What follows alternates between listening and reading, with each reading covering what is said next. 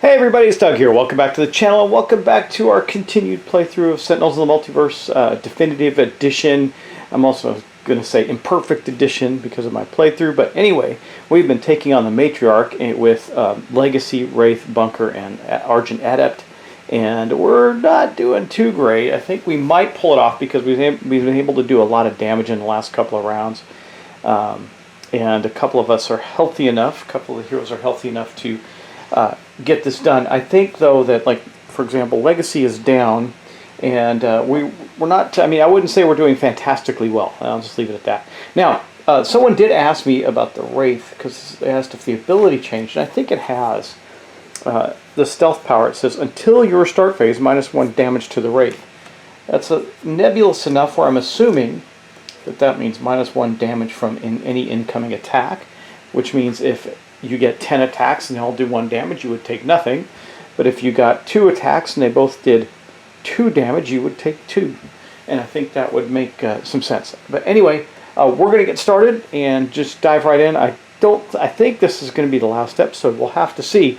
But as you know, we're going to start with the Matriarch's turn. She is in pretty good shape here. She does have her mask out. So we're going to look at this first because there is a start phase action on there. It says if the mask of the Matriarch is not in play, it is, flip this card. So we don't have to flip the card. That's all that's going to happen there. And then we are going to go to her card draw. Now that's the only start of phase thing there, but got to keep track of some of these because they do matter. Now what do we get? We're going to get a foul card that comes out right away. After this card is played, play the top card of the villain deck. Well, it is played. And I think something happens when it is played. Let's see, with the cohorts, +1 damage. After, if any foul card is destroyed. Now, after any foul card is played, this card deals the hero target with the second highest hit points 1 damage. That is going to be Bunker, and Bunker does not have any way to prevent that, so he's going to go down to 13. And then that is in play with 1 hit point. Now, it says draw the next card. So we are, and it is another foul card after this card is in play. So, second highest hit points is still Bunker. He's going to go down to 12. This might take him down. I don't know. We'll see. And we'll put 1 on the kettle of vultures.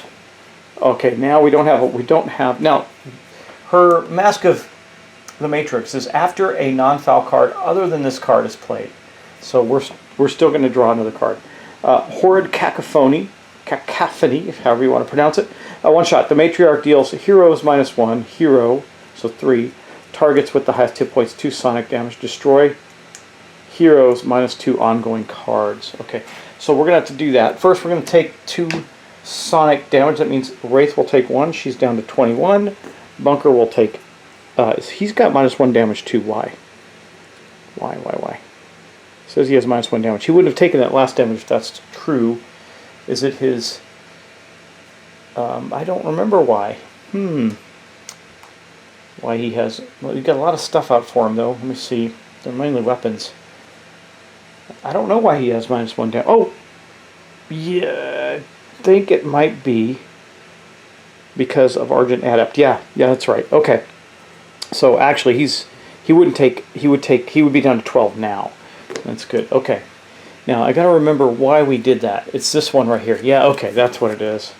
Until the start phase, everybody's at -1 damage dealt to those targets. Yeah, okay. All right, now that's that. So, plink, plink, plink. Now, we are still going to draw. We're not done with this yet. So, we got more to do. So, we're going to do 1 point of damage. I think I already did that. I did that. And then we're going to go down to 5 on Argent Adept because he has that -1 as well. And yeah, I think we're at 20 with Wraith at this point because that's 2 points. And then we're going to destroy heroes -2 ongoing cards. So 2 ongoing cards will be destroyed. And I'm looking at all the ongoings that we have. I think we'll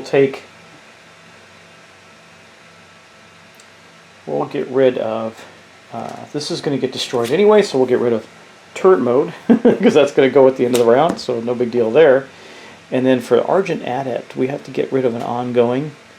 I think, let's see, we have a lot of instruments out. We only have 2 ongoing cards. One's Rhapsody of Vigor and one is the Counterpoint Bulwark. And we also have, hold on, we got more cards for him. We also have this Syncopated Onslaught. I think we'll get rid of this one. Yeah, we'll get rid of that one. Okay, 2 ongoing cards are dealt with, and that is the end of that card. But because of this, we're going to play one more. Hopefully it's not a foul card, it's not a one-shot. Summon the Mask, okay, already done. Shuffle all of the foul cards in the villain deck. I'll do that in a second. The Matriarch deals the hero target with the highest hit points 4 psychic damage. Okay, so that is going to be the Wraith. So the Wraith will take 3 psychic damage. Go down to 18. Okay, no, 17. She was 20. Nope. Yeah, because she takes 3. Got it. Okay. And then what else we got? We got to shuffle the foul cards back into the deck. I'm sure we have a bunch of those. You know, there's 1, 2, 3. 3. Okay, well, those will get shuffled back into her deck. We're going to have endless foul cards coming out. Her birds are crazy, and they just plink us to death, right? Okay. And that actually is going to end her turn, with the exception of now we have to do all these end-of-turn things. This is going to be rough. All right, first one. Clattering of Jackdaws. This card deals hero targets 1 projectile damage. So plink on the Wraith. None of them take it this turn until Argent Adept's next turn. So that's good. Murder of Crows. The card deals the hero target, except the target with the highest hit points 1 damage. Blink, blink, blink. We don't take it. Okay. Moonin doesn't do... Oh, wait a second. Nope. Moonin doesn't do anything. Hugin doesn't do anything. Except, you know what? When we did that, I said that foul card. I think we did. I think I'm gonna have to do 1 more point of damage to Bunker on that because of this card here. Maybe 2 points. Let me see how many times that happened. 1, 2. It happened twice. So 2 more points. We're down to 10 on Bunker. Okay. Then we're gonna go to this Unkindness of Ravens. This card deals each hero target except the hero targets with the lowest hit points 1 projectile damage. Plink, plink, plink. And then this card deals the target with the lowest hit points 2 projectile damage. That's going to be Argent Adept. So Argent Adept is now down to 4 because it would have been 1 point. Okay. And then lastly, Matriarch herself is going to do +1 damage. The Matriarch deals hero targets 1 projectile damage. So that's 2. So Wraith is going to take 1 down to 16. Bunker is... was it 10? Now he's going down to 9. And Argent Adept is down to 3. Way too much to keep track of in this game when you're playing by yourself like this, but it's okay. I hope you're having fun with it. Alright, that marks the end of the Matriarch's turn. Okay, wow. Alright, now we're going to go on to the heroes. Well, Legacy's out. So what Legacy is going to do is lend a power to the Wraith. And the Wraith is going to use her Razor Ordnance. Razor Ordnance is the Wraith deals 1 target 3 projectile damage. You're also going to use +2, so that's going to be 5 projectile damage. -1 on the Matriarch because of her bird. So that is going to be 4. Guess what? We're down to 2 on her right now. Boom! And that was the only thing that Legacy was able to lend to that attack. Now we're going to move on to the Wraith. So the Wraith is going to first look for start of turn. I don't think she has any. We're going to play a card. I don't know what we want to play. We got lots of cards to play. Sonic Neutralizer, we don't want that. Throwing Knives, don't need that. That's already out. Utility Belt already out. Grappling Hook, destroy 1 ongoing card. You may draw 1 card or play 1 card. None of her cards are ongoing. I'm not too worried about that then. Leverage. Draw 4 cards, collect 1 card. Suit Yourself. We're going to play that. We're going to play Suit Yourself. So we're going to play, we're going to heal her 2 points up to 18, and then she's going to get to salvage a card, just for your reminding. Salvage a card is search your trash for an indicated card. And this is kind of turned out funny, but I think, let's say item card, I can't remember. Indicated card, doesn't matter what kind of card it is. So we're going to take Suit Yourself back into her hand, so she can keep healing herself. Okay. Now we're going to, that was her play phase, now we're going to move on to her power phase. She gets 2 powers.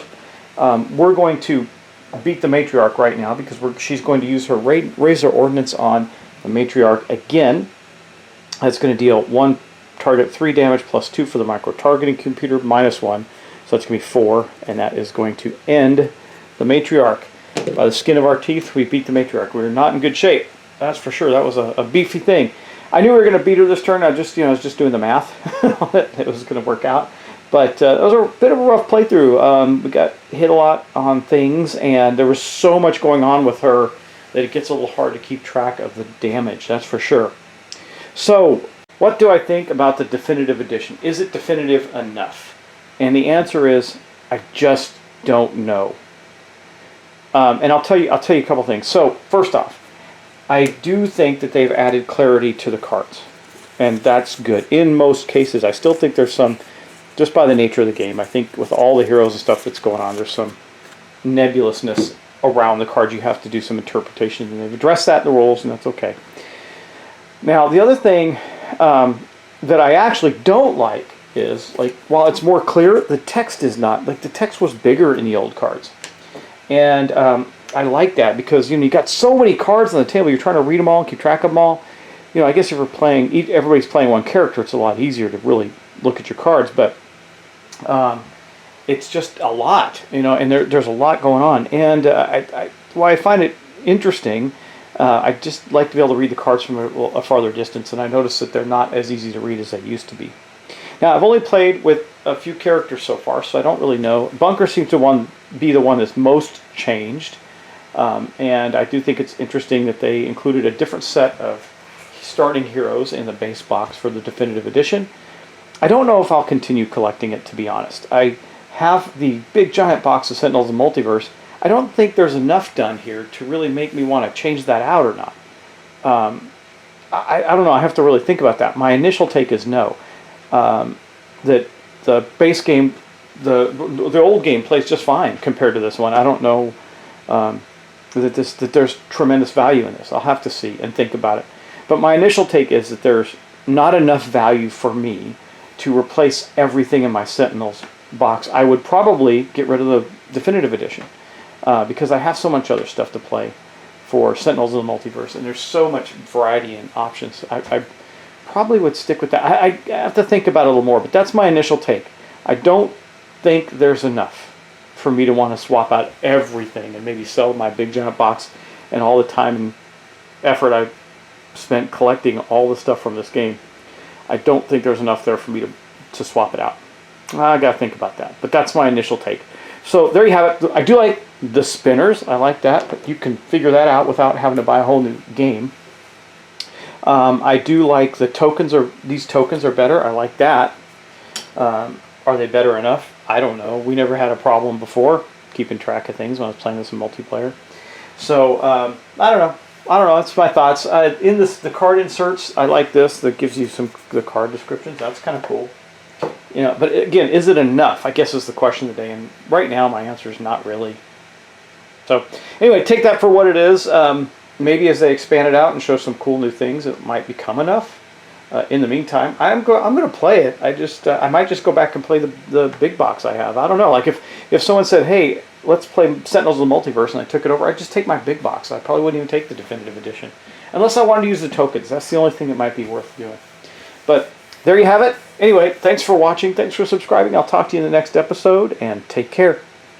Actually, it won't be another episode of this. It'll be something else. We'll see what it is. Take care, and I'll talk to you soon.